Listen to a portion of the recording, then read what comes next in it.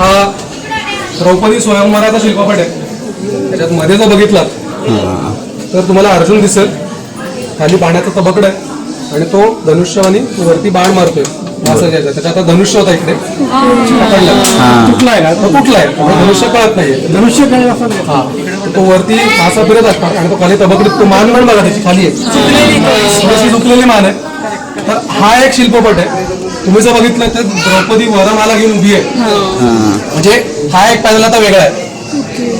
द्रौपदी वरमाला घेऊन उभी आहे आणि तिच्या मागणं तिचा राजा द्रुपद आणि तिची आई असे सगळे उभे आहेत आणि दृष्टद्युम्न भाऊ तिचा.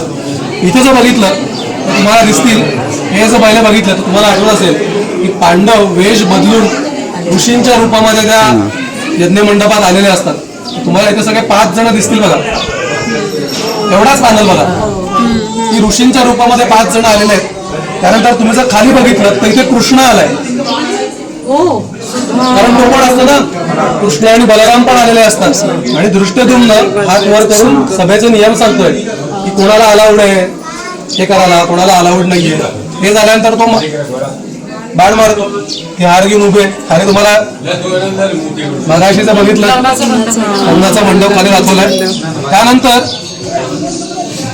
लग्न झालं, द्रौपदीला घेऊन अर्जुन येतो आईला भेटायला.